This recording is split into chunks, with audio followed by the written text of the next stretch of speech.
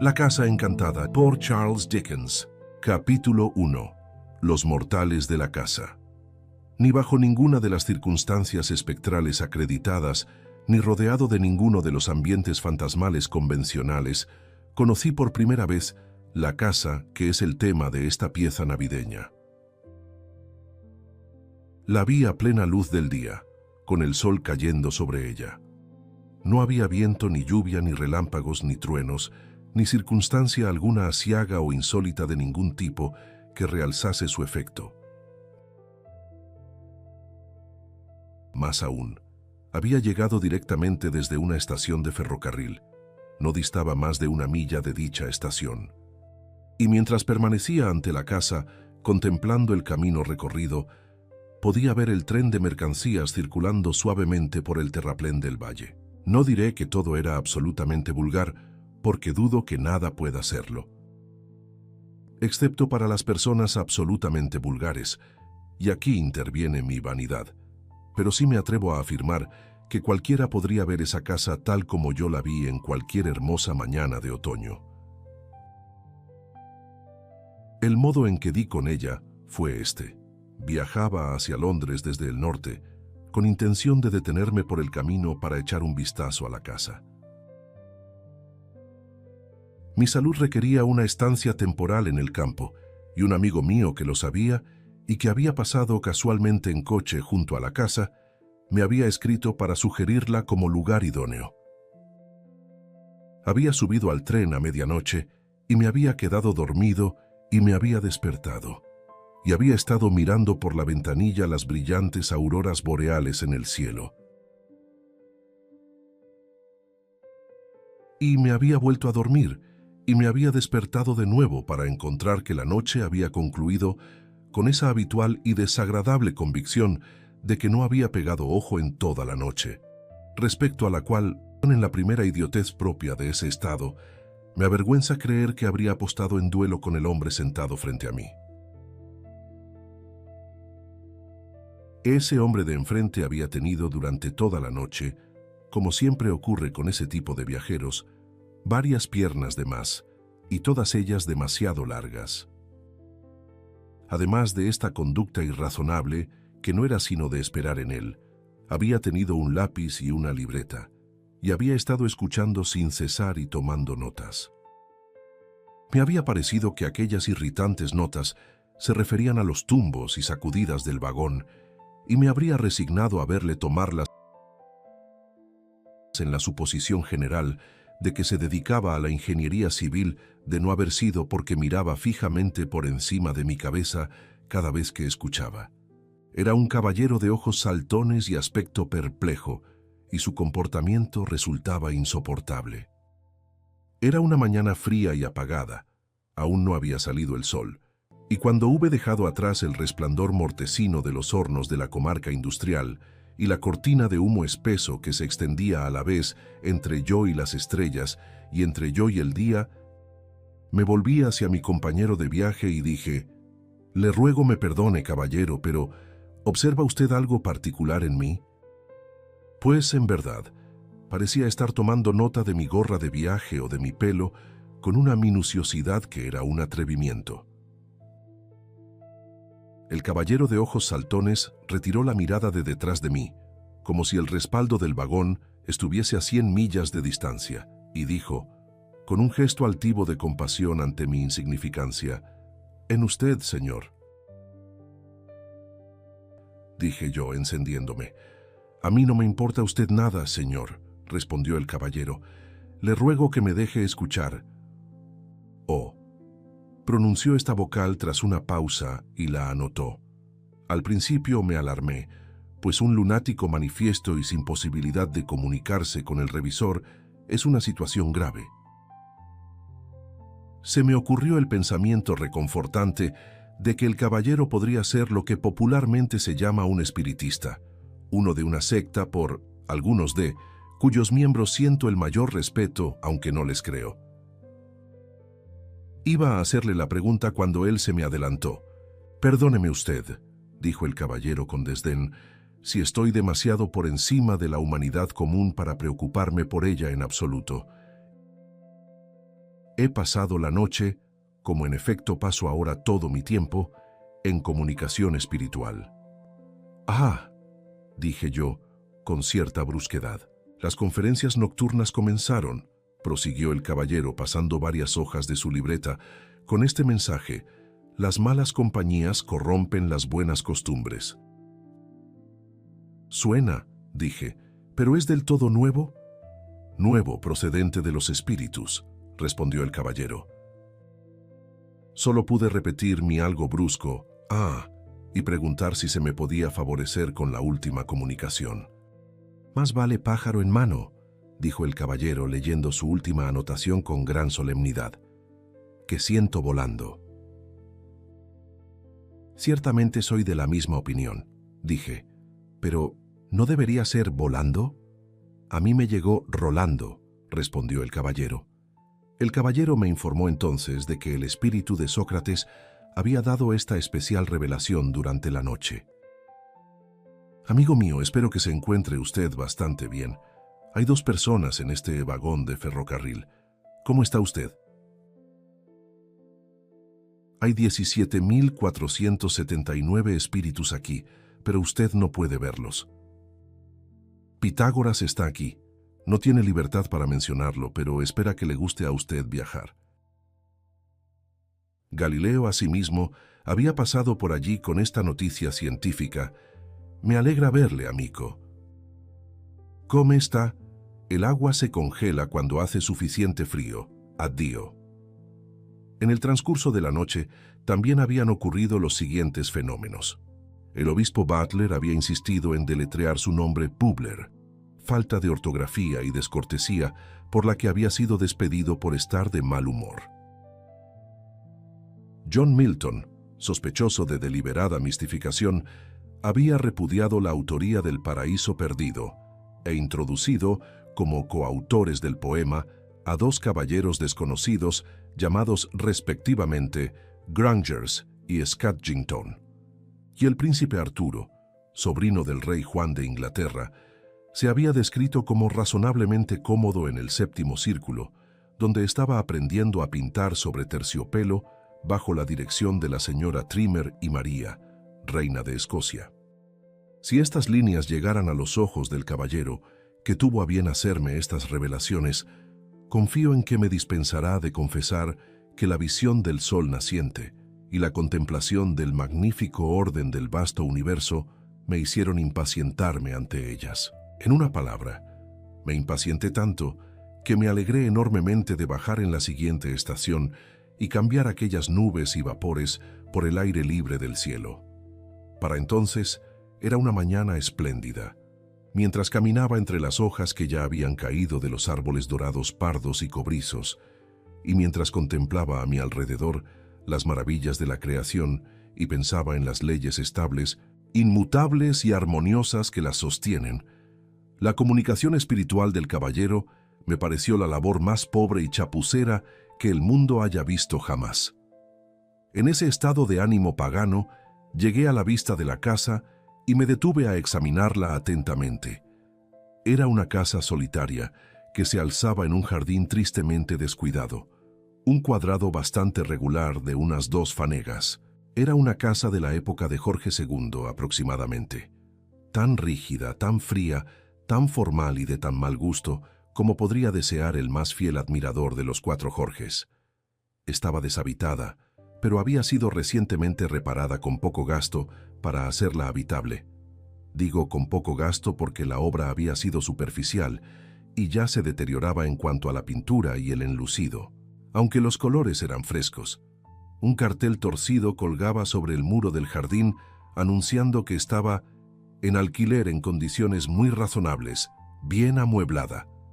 Estaba demasiado sombreada de cerca y con pesadez por los árboles, y en particular había 6 álamos altos ante las ventanas delanteras, de lo más melancólico, y cuya ubicación había sido elegida de manera sumamente desacertada. Era fácil ver que era una casa evitada, una casa que el pueblo rehuía, al que mi mirada fue guiada por el campanario de una iglesia a medio kilómetro de distancia, una casa que nadie quería tomar, y la conclusión natural era que tenía fama de ser una casa encantada.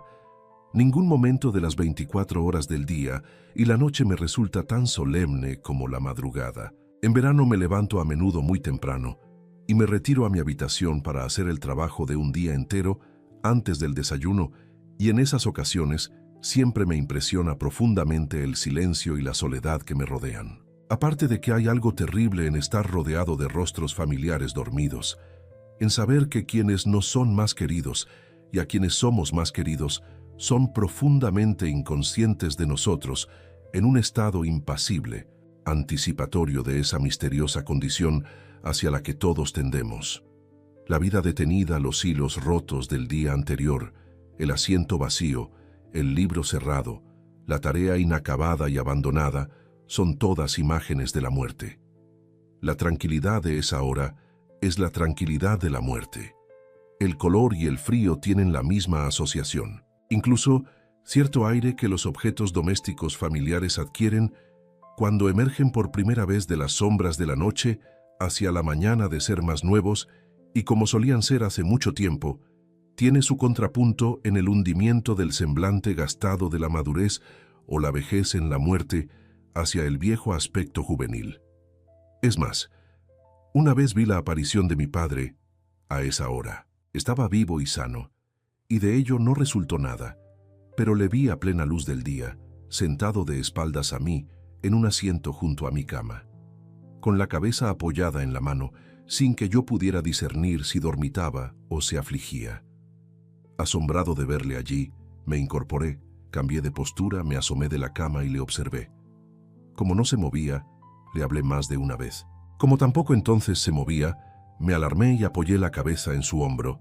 Eso creí, y no había tal cosa. Por todas estas razones, y por otras menos fáciles y brevemente expresables, encuentro que la madrugada es mi hora más espectral. Cualquier casa estaría más o menos encantada para mí en la madrugada, y una casa encantada difícilmente podría dirigirse a mí con mayor ventaja que entonces. Continué andando hacia el pueblo, con la imagen de esa casa abandonada en la mente, y encontré al posadero de la pequeña fonda echando arena en el umbral. Encargué el desayuno y saqué el tema de la casa. ¿Está encantada?, pregunté. El posadero me miró, sacudió la cabeza y respondió: «Yo no digo nada». «¿Entonces está encantada?». «Bueno», exclamó el posadero en un arranque de franqueza que tenía apariencia de desesperación, «yo no dormiría en ella». «¿Por qué no?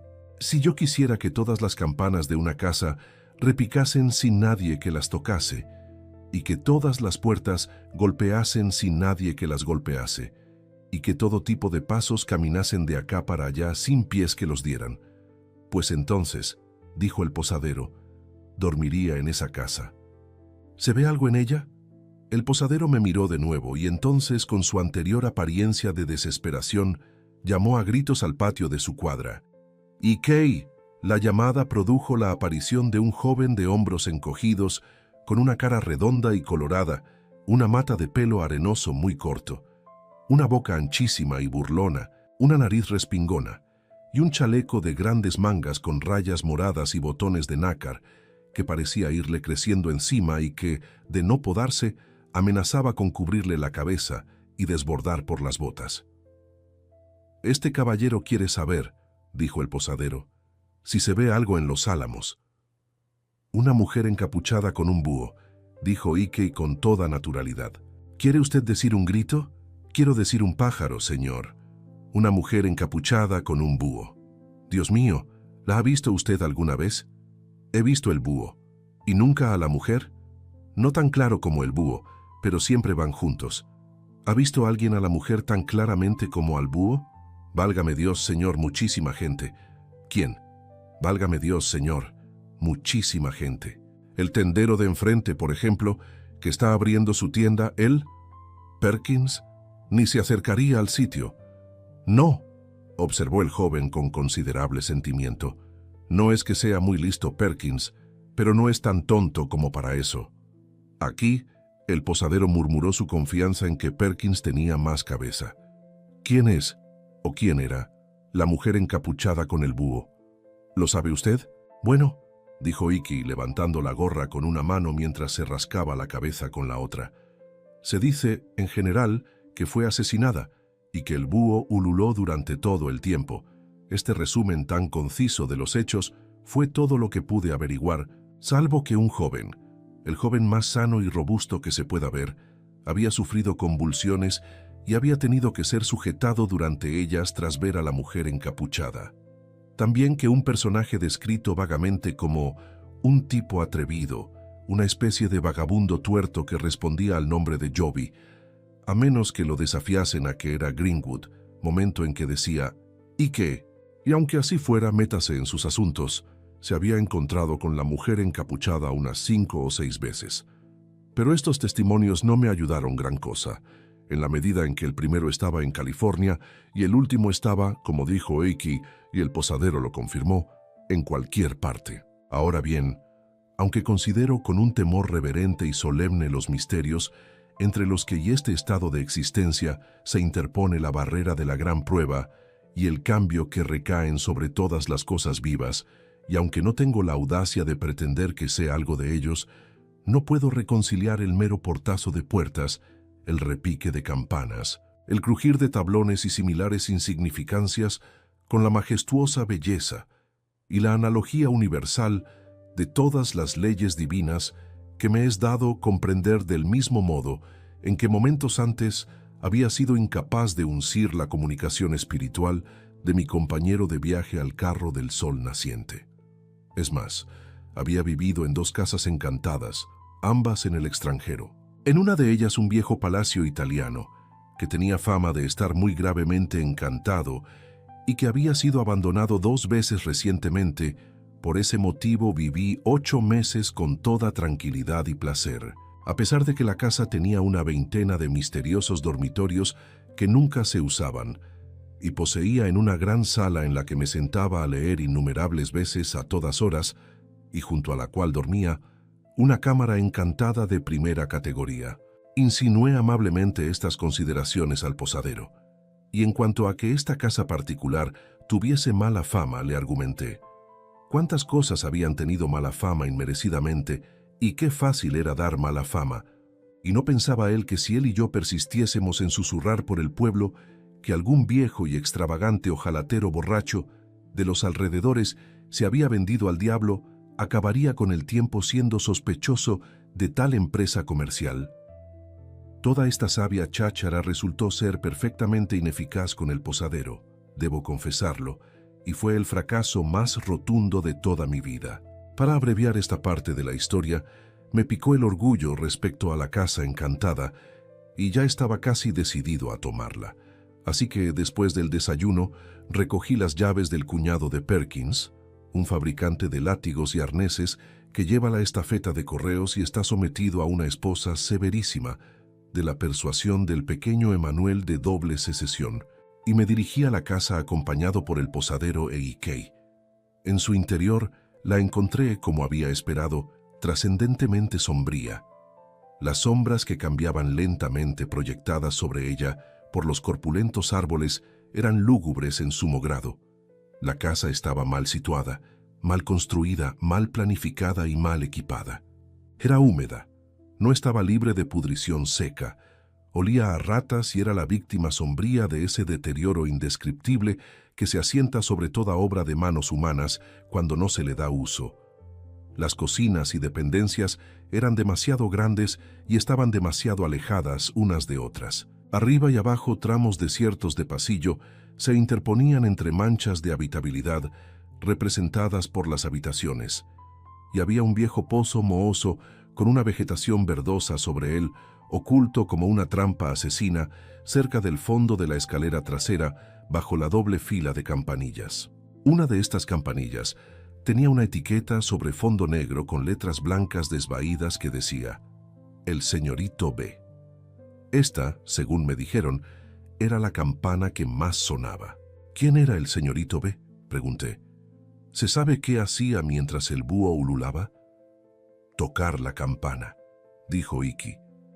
Me sorprendió bastante la pronta destreza con que el joven lanzó su gorra de piel a la campana y la hizo sonar él mismo. Era una campana fuerte y desagradable que producía un sonido muy molesto. Las demás campanas llevaban inscritos los nombres de las habitaciones a las que conducían sus alambres: sala de los cuadros, sala doble, sala del reloj y similares. Siguiendo la campana del señorito B hasta su origen, encontré que ese joven caballero había tenido un alojamiento de tercera clase bastante mediocre en una cabina triangular bajo el desvansillo, con una chimenea en rincón en la que el señorito B habría tenido que ser extraordinariamente pequeño para calentarse alguna vez, y una repisa de chimenea en rincón como una escalera piramidal hasta el techo digna de Pulgarcito. El empapelado de uno de los lados de la habitación había caído en bloque, con fragmentos de yeso adheridos a él, y casi bloqueaba la puerta. Al parecer, el señorito B, en su condición espiritual, hacía siempre el capricho de arrancar el papel. Ni el posadero ni Iki podían sugerir por qué hacía semejante tontería. Salvo que la casa tenía una buhardilla enorme y laberíntica en lo alto, no hice ningún otro descubrimiento. Estaba moderadamente bien amueblada, aunque con austeridad. Parte del mobiliario, digamos una tercera parte, era tan antiguo como la casa. El resto pertenecía a diversos periodos del último medio siglo. Se me indicó que debía tratar el alquiler con un vendedor de cereales en el mercado de la ciudad del condado. Fui ese mismo día y la tomé por 6 meses. Era justo a mediados de octubre cuando me instalé con mi hermana soltera. Me aventuro a decir que tiene 38 años, tan hermosa, sensata y encantadora como es. Nos llevamos con nosotros a un mozo de cuadra sordo, a mi Lebrel Turk, 2 criadas y una joven a quien llamaban la chica comodín.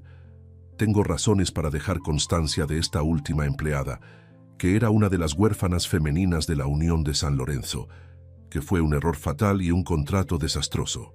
El año agonizaba temprano. Las hojas caían deprisa. Era un día crudo y frío cuando tomamos posesión, y el ambiente sombrío de la casa era de lo más deprimente. La cocinera, una mujer amable pero de entendimiento débil, estalló en llanto al contemplar la cocina y pidió que su reloj de plata fuera entregado a su hermana, no 2 de los jardines Tupintock, Paseo de Leaks, Clapham Rise, en caso de que le ocurriese algo a causa de la humedad. Stricker, la doncella, fingía alegría, pero era la que más sufría. La chica comodín, que nunca había estado en el campo, fue la única que se alegró, e hizo planes para plantar una bellota en el jardín junto a la ventana del fregadero y criar un roble. Antes del anochecer, atravesamos todas las miserias naturales, por oposición a las sobrenaturales, propias de nuestra situación. Informes desalentadores ascendiendo, como el humo, desde el sótano en volúmenes y descendiendo de las habitaciones de arriba. No había rodillo, no había salamandra, lo que no me sorprendió, pues no sé qué es, no había nada en la casa. Lo que había estaba roto. Los últimos inquilinos debían de haber vivido como cerdos. ¿Cuál podría ser la intención del arrendador? A través de todas estas tribulaciones, la chica comodín se mostró alegre y ejemplar. Pero a las 4 horas de haber caído la noche, nos habíamos metido de lleno en el surco sobrenatural, y la chica comodín había visto ojos y estaba en un ataque de histeria. Mi hermana y yo habíamos acordado guardarlo del encantamiento estrictamente para nosotros, y mi impresión era, y sigue siendo, que no había dejado a Ikei, cuando ayudó a descargar el carro, solo con las mujeres, ni con ninguna de ellas, ni un solo minuto. Sin embargo, como digo, la chica comodín había visto ojos, never could be extracted another explanation, antes de las 9, y a las 10 le habían aplicado tanta cantidad de vinagre como para encurtir un hermoso salmón. Dejo al perspicaz lector que juzgue mis sentimientos cuando, en esas adversas circunstancias, alrededor de las 10:30, la campana del señorito B comenzó a repicar de manera enfurecida, y Turk aulló hasta que la casa retumbó con sus lamentos. Espero no encontrarme jamás de nuevo en un estado de ánimo tan poco cristiano como aquel en que viví durante algunas semanas en lo que respecta a la memoria del señorito B. Que su campana fuese accionada por ratas, o ratones, o murciélagos, o el viento, u otra vibración accidental, o a veces por una causa, a veces por otra, y a veces por una combinación de todas ellas, no lo sé. Pero lo que es cierto es que sonaba 2 noches de cada 3, hasta que se me ocurrió la feliz idea de torcerle el pescuezo al señorito B, es decir, romper su campana de raíz y acallar a ese joven caballero, según mi experiencia y convicción, para siempre. Pero para entonces, la chica comodín había desarrollado tales poderes progresivos de catalepsia que se había convertido en un brillante ejemplo de ese trastorno de lo más inconveniente. Se ponía rígida como un muñeco de Guy Fawkes, dotado de sinrazón en las ocasiones más inapropiadas. Me dirigía a los criados de manera lúcida, señalándoles que había pintado la habitación del señorito B y frustrado el papel, y que había quitado la campana del señorito B y frustrado el repique, y que si podían suponer que ese maldito chico había vivido y muerto para no tener otro comportamiento que el que, con toda certeza, le habría granjeado el encuentro más íntimo con las partículas más afiladas de un escobón de abedul en el imperfecto estado actual de la existencia, podían también suponer que un mero ser humano como era yo fuera capaz por esos medios despreciables de contrarrestar y limitar los poderes de los espíritus incorpóreos de los muertos, o de ningún espíritu. Digo que me ponía enfático y convincente, por no decir algo ufano en semejante discurso, cuando todo quedaba en nada por culpa de que la chica comodín se ponía de repente rígida de pies a cabeza y nos miraba fijamente como una petrificación parroquial. Stricker, la doncella, tenía también un atributo de naturaleza sumamente desconcertante. No puedo decir si poseía un temperamento especialmente linfático o qué otro trastorno la aquejaba, pero esta joven se convirtió en una mera destilería para la producción de las lágrimas más grandes y transparentes que jamás he visto. Unida a estas características, había una tenacidad peculiar en esas lágrimas, de modo que no caían, sino que se quedaban prendidas en su rostro y en su nariz. En ese estado, sacudiendo la cabeza suave y lamentablemente, el silencio me aplastaba más que si el Admirable Crichton lo hubiera hecho en una disputa verbal por una bolsa de dinero. La cocinera, asimismo, siempre me cubría de confusión como con un manto, poniendo meticulosamente fin a la sesión, con la protesta de que la casa la estaba destrozando, y repitiendo mansamente sus últimos deseos respecto a su reloj de plata. En cuanto a nuestra vida nocturna, el contagio de la sospecha y el miedo estaba entre nosotros, y no hay tal contagio bajo el cielo. ¿Mujer encapuchada? Según las versiones, estábamos en un convento perfecto de mujeres encapuchadas. ¿Ruidos? Con ese contagio instalado abajo, yo mismo me he sentado en el sombrío salón escuchando, hasta que he oído tantos y tan extraños ruidos que me habrían helado la sangre de no haberla calentado saliendo a toda prisa a investigar. Pruébese esto en cama, en el silencio de la noche. Pruébese junto a la chimenea confortable, a la luz de la noche. Se puede llenar cualquier casa de ruidos, si se quiere, hasta tener un ruido para cada nervio del sistema nervioso. Lo repito, el contagio de la sospecha y el miedo estaba entre nosotros, y no hay tal contagio bajo el cielo. Las mujeres, con las narices en crónico estado de excoriación por culpa de las sales aromáticas, estaban siempre cargadas y listas para el desmayo y a punto de dispararse con el gatillo más leve.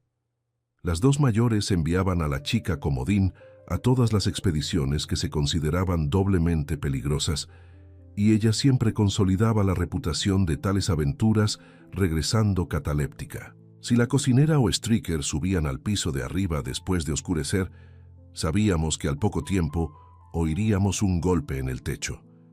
Y esto ocurría con tal regularidad que era como si se hubiera contratado a un boxeador para recorrer la casa, administrando a cada doméstico con el que se topase ese golpe, que creo se llama el rematador.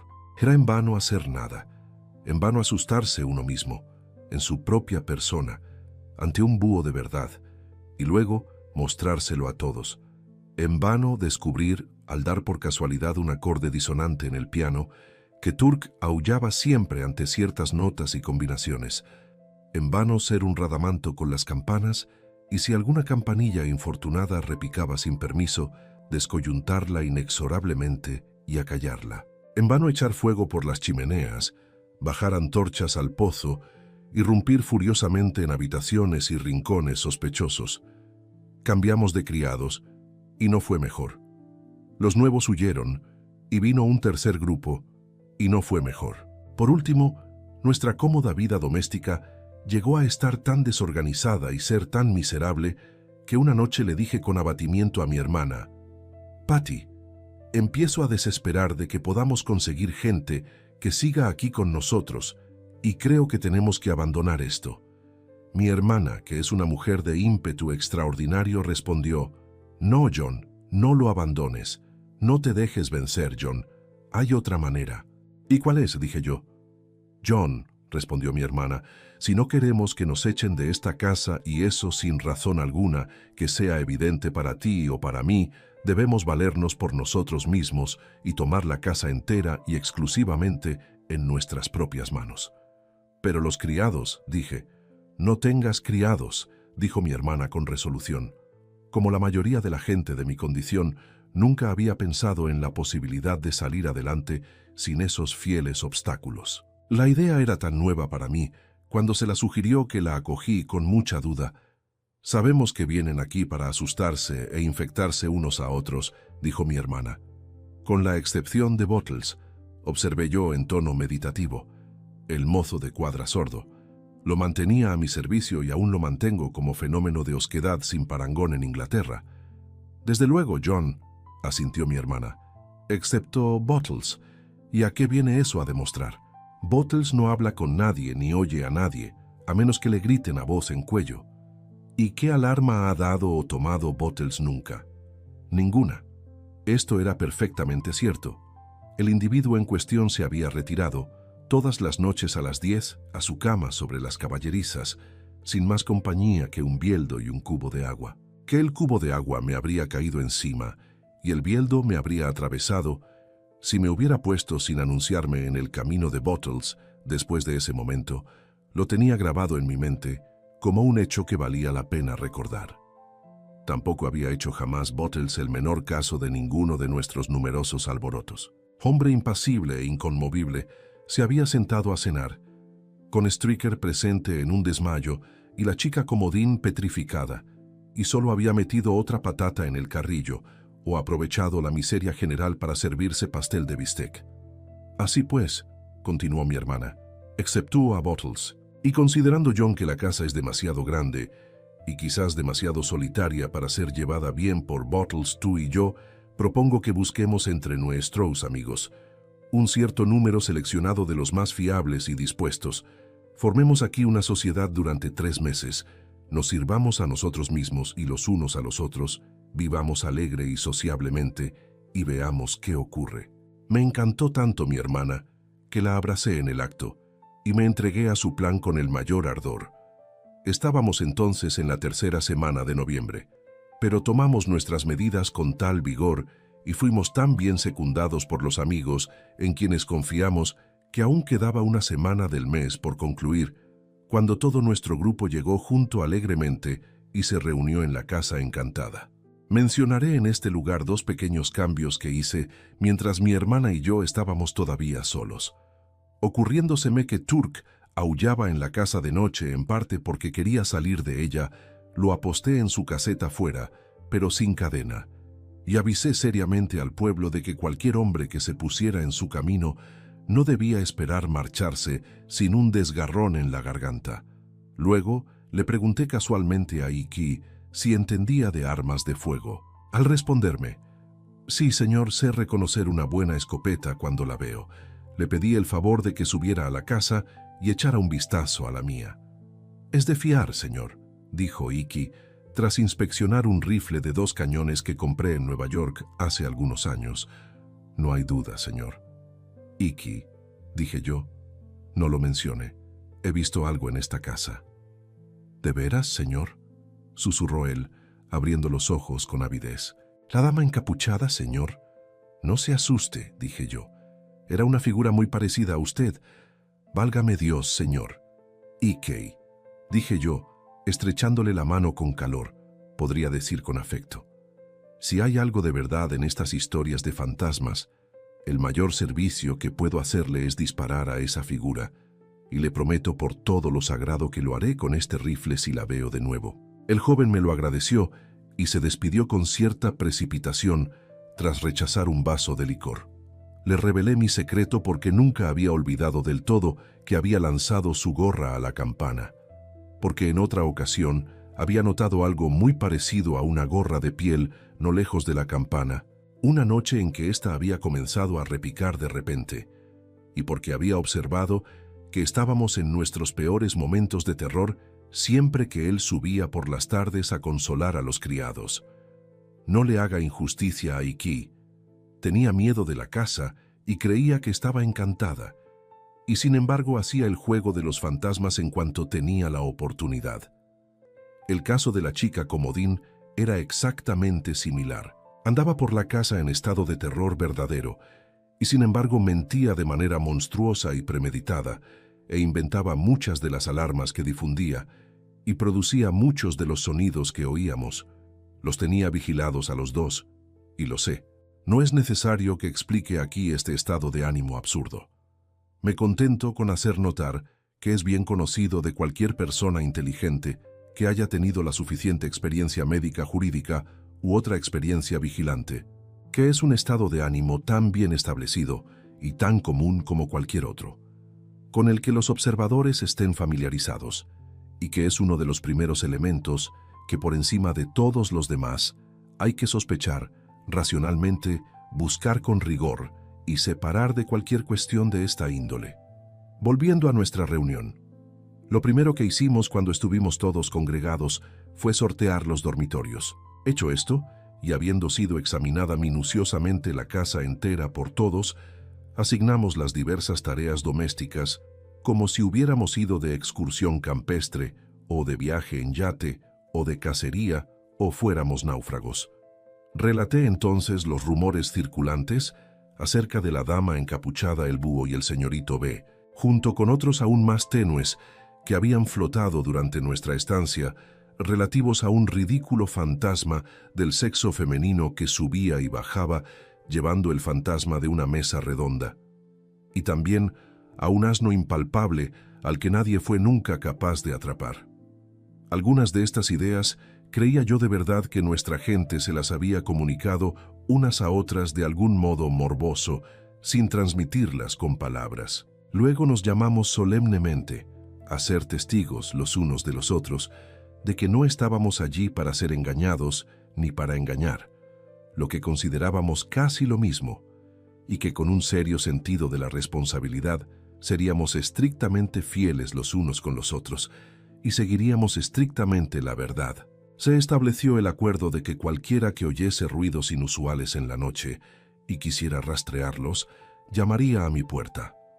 Por último, que en la 12ª noche, la última noche de la Santa Navidad, todas nuestras experiencias individuales, desde ese momento presente de nuestra reunión en la Casa Encantada, serían sacadas a la luz para bien de todos, y que guardaríamos silencio sobre el asunto hasta entonces, salvo por alguna provocación extraordinaria que nos hiciera romperlo. Éramos en número y en carácter los siguientes. Primero, para quitar de en medio a mi hermana y a mí, estábamos nosotros dos. En el sorteo mi hermana sacó su propia habitación y yo saqué la del señorito B. Después estaba nuestro primo John Herschel, llamado así en honor al gran astrónomo, del que supongo que no hay nadie que maneje mejor el telescopio. Con él estaba su esposa, una criatura encantadora con quien se había casado en la primavera anterior. Lo consideré, dadas las circunstancias, algo imprudente traerla porque nunca se sabe lo que incluso una falsa alarma puede hacer en tales momentos. Pero supongo que él sabría su negocio mejor que nadie. Y debo decir que si ella fuera mi esposa, nunca habría sido capaz de dejar atrás su adorable y radiante rostro. Les tocó la sala del reloj. Alfred Starling, un joven extraordinariamente agradable de 28 años, por quien siento la mayor estima, estaba en la sala doble, habitualmente la mía, y designada con ese nombre por tener un tocador en su interior con 2 ventanas grandes e incómodas que ninguna cuña que yo hubiera sido jamás capaz de fabricar mantenía cerradas con cualquier tiempo, hiciese viento o no. Alfred es un joven que presume de ser moderno, otro término para disoluto, según lo entiendo yo, pero que en realidad es demasiado bueno y sensato para esas tonterías y que se habría distinguido ya de no haberle dejado su padre desafortunadamente una pequeña renta independiente de 200 libras al año, gracias a lo cual su única ocupación en la vida ha sido gastar 600. Tengo esperanzas, sin embargo, de que su banquero quiebre, o de que se meta en alguna especulación garantizada para rendir un 20%, pues estoy convencido de que si pudiera arruinarse, haría su fortuna. Belinda Bates, amiga íntima de mi hermana y una muchacha de lo más intelectual, amable y encantadora, se quedó con la sala de los cuadros. Tiene una notable vena poética combinada con una auténtica seriedad práctica y apuesta, por emplear una expresión de Alfred, por la misión de la mujer, los derechos de la mujer, los agravios de la mujer y todo lo que es mujer con M mayúscula, o no lo es y debería serlo, o lo es y no debería serlo. Muy loable, querida mía, y que el cielo te ayude. Le susurré la primera noche al despedirme de ella en la puerta de la sala de los cuadros. Pero no te excedas, y en lo que respecta a la gran necesidad que existe, mi cielo, de que más empleos estén al alcance de la mujer de los que nuestra civilización le ha asignado, hasta ahora no te abalances sobre los hombres desafortunados, incluso sobre aquellos hombres que a primera vista se ponen en tu camino, como si fuesen los opresores naturales de tu sexo. Pues créeme, Belinda, a veces gastan sus salarios entre esposas e hijas, hermanas, madres, tías y abuelas, y la obra no es en realidad toda de Lobo y Caperucita Roja, sino que tiene otras partes. Sin embargo, me estoy yendo por las ramas. Belinda, como he mencionado, ocupaba la sala de los cuadros. Solo nos quedaban 3 habitaciones más: la sala de la esquina, la sala del armario y la sala del jardín. Mi viejo amigo Jack Governor colgó su hamaca, como él decía, en la sala de la esquina. Siempre he considerado a Jack como el marinero de aspecto más imponente que haya navegado jamás. Ya está canoso, pero tan apuesto como lo era hace un cuarto de siglo, más aún. Una figura corpulenta, jovial y bien formada, de hombros anchos, con una sonrisa franca, un ojo oscuro y brillante y una ceja oscura y poblada. Recuerdo esas cejas bajo un pelo más oscuro y lucen mejor aún con su marco plateado. Ha estado a donde quiera que llega la bandera de su Unión Jack, y he encontrado viejos compañeros suyos allá en el Mediterráneo y al otro lado del Atlántico que se han iluminado y animado ante la mención casual de su nombre y han exclamado: ¿Conoce usted a Jack Governor? Entonces conoce a un príncipe de los hombres. Y así es, y tan inequívocamente oficial de marina, que si lo encontrase saliendo de una cabaña de nieve esquimal enfundado en piel de foca, le convencería vagamente de que iba de uniforme naval de gala. Jack puso en su día ese ojo suyo tan brillante y claro en mi hermana, pero resultó que se casó con otra dama y se la llevó a Sudamérica, donde ella falleció. Esto fue hace una docena de años, o más. Trajo consigo a nuestra casa encantada un pequeño barril de carne en salazón, pues siempre está convencido de que toda carne en sal que no sea de su propia preparación no es más que carroña, e invariablemente, cuando va a Londres, mete un trozo en su maleta. También se había ofrecido a traer consigo a un tal Nat Beaver, viejo camarada suyo, capitán de un barco mercante. El señor Beaver, de rostro y figura macizos como los de un bloque de madera, y con la apariencia de ser igual de duro por todos lados, resultó ser un hombre inteligente con un mundo de experiencias acuáticas en él y grandes conocimientos prácticos. A veces mostraba una curiosa nerviosidad, al parecer el efecto persistente de alguna enfermedad antigua, pero rara vez duraba más de unos minutos. Le tocó la sala del armario y se instaló allí junto al señor Undery, mi amigo y procurador, que bajó en calidad de aficionado para aguantar hasta el final, como él decía, y que juega al whist mejor que toda la lista de abogados de la cubierta roja del principio a la cubierta roja del final. Nunca he sido más feliz en mi vida, y creo que ese era el sentimiento universal entre nosotros. Jack Governor, siempre hombre de recursos maravillosos, era el cocinero jefe, y preparó algunos de los mejores platos que he comido jamás, incluyendo unos curries insuperables. Mi hermana era la repostera y confitería. Starling y yo éramos el ayudante de cocina por turnos, y en ocasiones especiales el cocinero jefe reclutaba al señor Beaver. Teníamos mucho deporte y ejercicio al aire libre, pero nada se descuidaba dentro. No había mal humor ni malentendidos entre nosotros, y nuestras veladas eran tan deliciosas que teníamos al menos una buena razón para ser reacios a acostarnos. Tuvimos algunas alarmas nocturnas al principio. La primera noche, Jack me despertó con un farol de barco de lo más prodigioso en la mano, como la branquia de algún monstruo de las profundidades, informándome de que iba a trepar al palo mayor para bajar la veleta. Era una noche tormentosa, y le repliqué. Pero Jack me llamó la atención sobre el sonido que hacía, como un grito de desesperación, y dijo que si no lo solucionaban alguien, invocaría un fantasma en breve. Así que hasta lo alto de la casa, donde apenas podía mantenerme en pie por el viento, fuimos acompañados por el señor Beaver.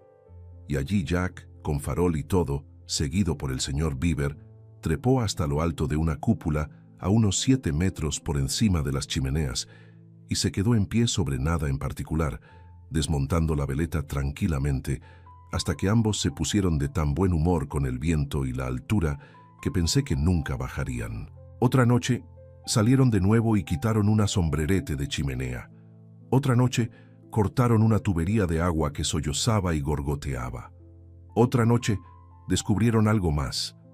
En varias ocasiones los dos, con la mayor sangre fría, se descolgaron simultáneamente desde sus respectivas ventanas de dormitorio, mano sobre mano por sus colchas, para revisar algo misterioso en el jardín. El acuerdo entre nosotros fue fielmente cumplido y nadie reveló nada. Todo lo que sabíamos era que, si alguna habitación estaba encantada, nadie parecía estar peor por ello. Capítulo 2. El fantasma de la habitación del señorito B. Cuando me instalé en la cabina triangular que se había ganado una reputación tan distinguida, mis pensamientos se volvieron naturalmente hacia el señorito B. Mis especulaciones sobre él eran inquietas y abundantes. Si su nombre de pila era Benjamín, bisiesto, por haber nacido en año bisiesto, Bartolomé o Blas. Si la letra inicial pertenecía a su apellido, y ese era Baxter, Black, Brown, Barker, Buggins, Baker o Bird. Si era un expósito y lo habían bautizado solo con la B. Si era un chico de corazón de león, y la B era la abreviatura de Britón o de Bull. Si podría haber sido pariente de una ilustre dama que alegró mi propia infancia y descendía de la sangre de la brillante Madre Bunch. Con estas inútiles meditaciones me atormenté mucho. También llevé la misteriosa letra a la apariencia y las ocupaciones del difunto.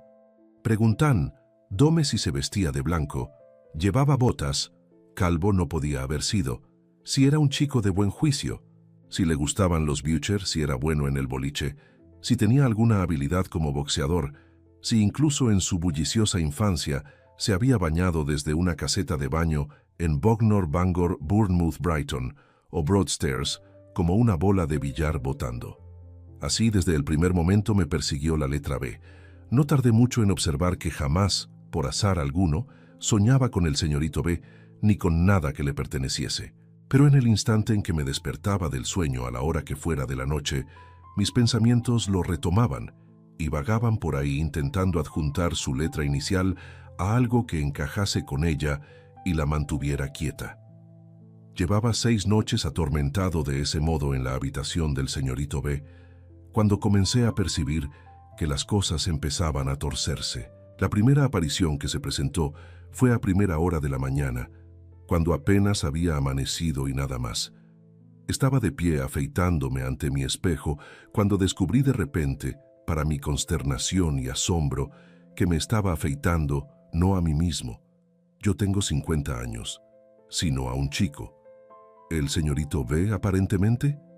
Me estremecí y miré por encima del hombro. Nada. Volví a mirar el espejo y vi con toda claridad los rasgos y la expresión de un muchacho que se afeitaba no para librarse de la barba, sino para hacérsela crecer.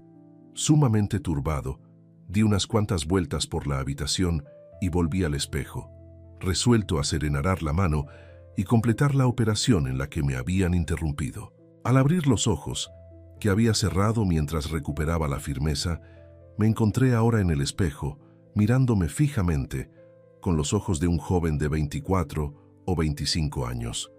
Aterrorizado por este nuevo fantasma, cerré los ojos e hice un enérgico esfuerzo por recobrarme. Al abrirlos de nuevo vi, afeitándose la mejilla en el espejo, a mi padre, que llevaba mucho tiempo muerto. Es más, vi incluso a mi abuelo, a quien en mi vida había llegado a ver. Aunque naturalmente muy afectado por estas notables visiones, decidí guardar mi secreto hasta el momento acordado para la divulgación general actual. Agitado por una multitud de curiosos pensamientos, me retiré a mi habitación esa noche, preparado para enfrentarme a alguna nueva experiencia de carácter espectral. Y no fue vana mi preparación, pues despertando de un sueño inquieto, exactamente a las 2 de la mañana, ¿cuáles fueron mis sentimientos al encontrarme compartiendo la cama con el esqueleto del señorito B? Me levanté de un salto, y el esqueleto se levantó también. Oí entonces una voz lastimera que decía: «¿Dónde estoy? ¿Qué ha sido de mí?». Y mirando con atención en aquella dirección, distinguí el fantasma del señorito B. El joven espectro iba vestido a una moda anticuada, o más bien, no tanto vestido como metido dentro de una funda de tela inferior color pimienta y sal, horrorizada mediante la adición de relucientes botones.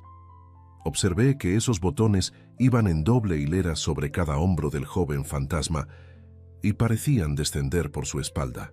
Llevaba un cuello de volante. Su mano derecha, que noté claramente que estaba manchada de tinta, estaba posada sobre el estómago. Relacionando esta acción con algunos débiles granos en su semblante y su aire general de náusea, concluí que este fantasma era el fantasma de un muchacho que habitualmente había tomado una cantidad excesiva de medicamentos. «¿Dónde estoy?», dijo el pequeño espectro con voz patética. «¿Y por qué nací en los tiempos del calomelano? ¿Y por qué me dieron todo ese calomelano?». Respondí con sincera seriedad que a fe mía no podía decírselo. «¿Dónde está mi hermanita?», dijo el fantasma. «¿Y dónde está mi angelical mujercita? ¿Y dónde está el chico con el que fui a la escuela?». Supliqué al espectro que se consolase y ante todo que cobrase ánimo en lo referente a la pérdida del chico con quien había ido a la escuela. Le representé que probablemente ese chico nunca, en la experiencia humana, había salido bien cuando se le encontraba. Arguí que yo mismo, en mi vida posterior, había tropezado con varios chicos con quienes había ido a la escuela y ninguno había respondido en absoluto a lo esperado. Expresé mi humilde convicción de que el chico nunca respondía. Le representé que era un personaje místico, un espejismo y una trampa. Relaté cómo la última vez que lo encontré, lo hallé en una cena tras una muralla de pañuelo blanco de cuello, con una opinión inconclusa sobre todos los temas posibles y un poder de aburrimiento silencioso absolutamente titánico. Le conté cómo, valiéndose de haber estado juntos en casa del viejo Doylans, se había autoinvitado a desayunar conmigo, ofensa social de la mayor magnitud, cómo, avivando mis tenues rescoldos de fe en los chicos de Doylans, le había dejado entrar, y cómo había resultado ser un espantoso vagabundo por la tierra, persiguiendo a la raza de Adán con ideas inexplicables sobre la moneda, y con una proposición de que el Banco de Inglaterra debería, so pena de ser abolido, acuñar y poner en circulación al instante Dios sabe cuántos miles de millones de billetes de 10 chelines y 6 peniques. El fantasma me escuchó en silencio, con la mirada fija. «¡Barbero!», me apostrofó cuando terminé. «¿Barbero?», repetí yo, pues no soy de ese oficio. «Condenado», dijo el fantasma, «a afeitar una clientela que cambia constantemente. Ahora yo, ahora un joven, ahora tú mismo, tal como eres ahora tu padre, ahora tu abuelo. Condenado también a acostarte con un esqueleto cada noche y a levantarte con él cada mañana». Me estremecí al oír este lúgubre anuncio. «Barbero, sígueme».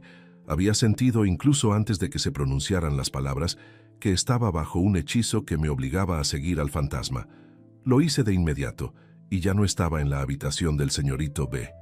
Mucha gente conoce los largos y fatigosos viajes nocturnos a que eran sometidas las brujas que solían confesar y que sin duda contaban la exacta verdad, sobre todo porque siempre contaban con preguntas dirigidas y la tortura siempre estaba a mano.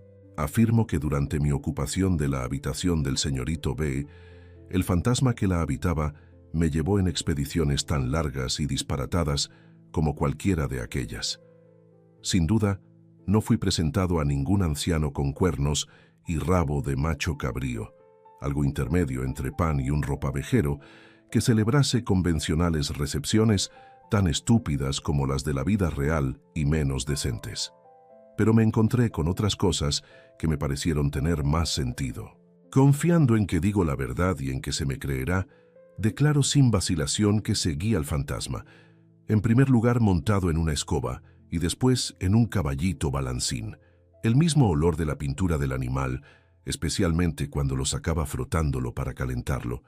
Estoy dispuesto a jurarlo. Seguí al fantasma después en un coche de punto, institución cuyo olor peculiar desconoce la presente generación, pero que estoy igualmente dispuesto a jurar que era una combinación de cuadra, perro con sarna y fuelles muy viejos. En esto apelo a las generaciones anteriores para que me confirmen o refuten. Perseguí al fantasma a lomos de un burro sin cabeza, o más bien de un burro que estaba tan interesado en el estado de su estómago que su cabeza estaba siempre allí abajo inspeccionándolo. En ponis especialmente nacidos para cocear por detrás, en tiovivos y columpios de feria. En el primer Simón, otra institución olvidada, en la que el caballo se metía regularmente en la cama y lo arropaban con el cochero. Para no cansaros con un relato detallado de todos mis viajes en persecución del fantasma del señorito B, que fueron más largos y maravillosos que los de Simbad, el marino me limitaré a una sola experiencia, a partir de la cual podréis juzgar las demás. Me había transformado prodigiosamente. Era yo mismo y a la vez no era yo mismo. Era consciente de algo dentro de mí que ha sido lo mismo a lo largo de toda mi vida y que siempre he reconocido bajo todas sus fases y variedades como algo que no cambia nunca. Y sin embargo, no era el yo que se había acostado en la habitación del señorito B. Tenía el cutis más terso y las piernas más cortas, y había llevado a otra criatura, como yo también, con el cutis más terso y las piernas más cortas detrás de una puerta, y le estaba confiando una proposición de la naturaleza más asombrosa. Esta proposición era que debíamos tener un harén. La otra criatura asintió con entusiasmo. No tenía la menor noción de la respetabilidad. Yo tampoco. Era la costumbre del Oriente. Era el modo del buen califa Harún al-Rashid. Déjame usar de nuevo el nombre corrompido una vez, que huele también a dulces recuerdos. El uso era muy laudable y sumamente digno de imitación. «Oh, sí, tengámoslo», dijo la otra criatura con un brinco. «Un harén». No era porque abrigáramos la más leve duda acerca del carácter meritorio del establecimiento oriental que nos proponíamos importar, por lo que advertíamos que debía mantenerse en secreto ante la señorita Griffin. Era porque sabíamos que la señorita Griffin carecía de simpatías humanas y era incapaz de apreciar la grandeza del gran Harún. Misterio impenetrable guardado ante la señorita Griffin, pues, confiémoslo a la señorita Bull, éramos 10 en el establecimiento de la señorita Griffin junto a los estanques de Hampstead, 8 señoritas y 2 caballeros. La señorita Bull, a quien yo calculaba que había alcanzado la madura edad de 8 o 9 años, ejercía el liderazgo en sociedad. Le planteé el asunto en el transcurso del día y propuse que se convirtiese en la favorita. La señorita Bull, tras luchar con la timidez tan natural y encantadora en su adorable sexo, se expresó halagada por la idea, pero deseó saber cómo se proponía proveer para la señorita Pipson. La señorita Bull, que se entendía que había jurado a esa joven señorita una amistad de por mitades y sin secretos hasta la muerte, sobre el devocionario y las lecciones completo en 2 volúmenes con estuche y cerradura, la señorita Bull dijo que no podía, como amiga de Pipson, disimularse a sí misma ni a mí que Pipson no era de lo más corriente. Ahora bien, teniendo la señorita Pipson el pelo rubio y rizado y los ojos azules, que era mi idea de todo lo mortal y femenino que se llamase bello, Respondí prontamente que consideraba a la señorita Pipson a la manera de una hermosa circasiana. ¿Y qué más?, preguntó la señorita Bulle con aire pensativo. Respondí que habría de ser atraída con engaños por un mercader, traída a mi presencia velada y adquirida como esclava. La otra criatura ya había caído en el segundo puesto masculino del estado y había sido asignada a gran visir. Después se resistió a esta disposición de los acontecimientos, pero le tiraron del pelo hasta que cedió. ¿No sentiré celos?, inquirió la señorita Bulle, bajando los ojos. Zobeida, no, respondí. Tú serás siempre la sultana favorita. El primer lugar en mi corazón y en mi trono será siempre el tuyo. La señorita Bulle, ante esa promesa, consintió en proponer la idea a sus 7 hermosas compañeras, ocurriéndoseme en el transcurso de ese mismo día que sabíamos que podíamos confiar en una buena alma risueña, llamada Tabby, que era la criada servil de la casa y no tenía más figura que una de las camas, y en cuyo rostro había siempre más o menos negro de fogón. Deslicé en la mano de la señorita Bull, después de cenar, una nota a ese efecto, subrayando el negro de fogón como habiendo sido depositado en cierto modo por el dedo de la providencia, señalando a Tabby para el papel de Mesrur, el célebre jefe de los negros del harén. Hubo dificultades en la formación de la deseada institución, como las hay en todas las combinaciones. La otra criatura demostró tener un carácter vil, y al ser derrotada en su aspiración al trono, pretendió tener escrúpulos de conciencia acerca de postrarse ante el califa. Se negó a llamarle comendador de los creyentes. Habló de él con desdén e inconsecuencia como de un mero tío. Dijo que él, la otra criatura, no iba a jugar, y fue en general grosero y ofensivo. Pero esta mezquindad de carácter fue reprimida por la indignación general de un harén unido, y yo quedé bendecido con las sonrisas de 8 de las más hermosas hijas de los hombres. Las sonrisas solo podían prodigarse cuando la señorita Griffin miraba hacia otro lado, y entonces solo de manera muy cautelosa, pues había entre los seguidores del profeta una leyenda de que ella veía con un adornito redondo que había en el centro del dibujo de la espalda de su chal. Pero cada día después de cenar durante 1 hora, estábamos todos juntos, y entonces la favorita y el resto del harén real competían para entretener mejor el ocio del sereno Harún, que descansaba de las preocupaciones del Estado, que eran en general, como en la mayoría de los asuntos de Estado de carácter aritmético, pues el comendador de los creyentes se enredaba de manera terrible con las cuentas. En esas ocasiones, el fiel Mesrur, jefe de los guardias del harén, estaba siempre en su puesto. La señorita Griffin solía llamar a dicho funcionario, al mismo tiempo con gran vehemencia, pero nunca se desempeñó de manera digna de su reputación histórica. En primer lugar, que trajera una escoba al diván del califa, incluso cuando Harún llevaba sobre los hombros el manto rojo de la cólera. La pelliza de la señorita Pipson, aunque podía pasarse por alto en el momento, nunca encontró una explicación del todo satisfactoria. En segundo lugar, sus estallidos de risueñas exclamaciones de «¡Vaya, qué monas sois!» no eran ni orientales ni respetuosas. En tercer lugar, cuando se le instruía especialmente para que dijera «Bismillah», decía siempre «Aleluya». Este funcionario, a diferencia de los de su clase, era demasiado jovial en general, mantenía la boca abierta con demasiada amplitud, expresaba aprobación en una medida incongruente, e incluso en una ocasión, fue con motivo de la compra de la hermosa circasiana por 500,000 bolsas de oro, precio módico además, abrazó a la esclava, a la favorita y al califa, a todos a la vez. Entre paréntesis, que Dios bendiga a Mesrur, y que hayan tenido hijos e hijas ese pecho tan tierno, ablandando muchos días duros desde entonces. La señorita Griffin era un modelo de decoro, y me resulta difícil imaginar lo que habría sentido esa virtuosa señora de haber sabido que, cuando nos conducía por la calle, caminaba al frente de la poligamia y el mahometanismo. Creo que la misteriosa alegría que sentíamos al verla tan inconsciente y la sensación de poder que nos daba nuestro secreto fue lo que nos ayudó a guardarlo tan bien. Pero una vez, casi se nos escapa todo. Fue un domingo en la iglesia. Estábamos todos alineados en la galería, con la señorita Griffin a la cabeza, cuando se leyó la historia del esplendor doméstico de Salomón. En ese momento, una voz en mi cabeza susurró: «Tú también, Harún». El ministro que oficiaba tenía un estrabismo que le hacía parecer que me miraba directamente a mí. Me puse rojo como un tomate.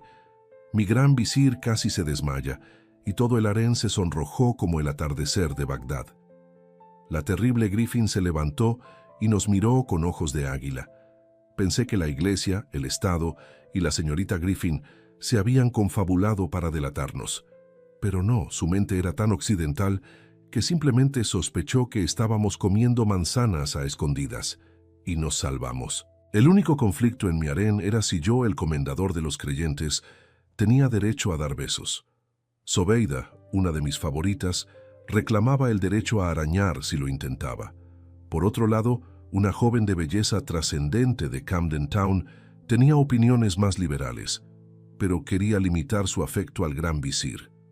Al final, resolvimos el problema, nombrando a una esclava muy joven como suplente. Ella, subida a un taburete, recibía los besos que yo destinaba a las demás, y era recompensada en privado.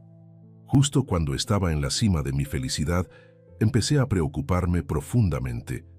Pensaba en mi madre y en qué diría si un día llegaba a casa con 8 esposas inesperadas. Pensaba en las camas que teníamos, en los ingresos de mi padre, y mi ánimo se desplomaba. El harén y mi malicioso visir, adivinando mi infelicidad, la aumentaban declarando que vivirían y morirían conmigo. Reducido a la miseria, me quedaba despierto por la noche, pensando en mi espantosa suerte. Estaba a punto de confesarle todo a la señorita Griffin cuando un día ocurrió algo inesperado. Paseábamos en fila, sombríos, porque una de mis favoritas, la antílope, había causado un desastre. Mintiendo sobre su cumpleaños, invitó a 35 príncipes y princesas a una fiesta en casa de la señorita Griffin. La llegada de tantos invitados de gala en carruajes provocó el caos. La señorita Griffin, cada vez más frenética, acabó arrancándose el postizo.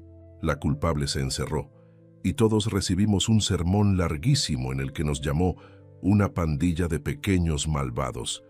Mientras caminábamos así, con el corazón apesadumbrado, un extraño se acercó a la señorita Griffin y después de hablar con ella, me miró.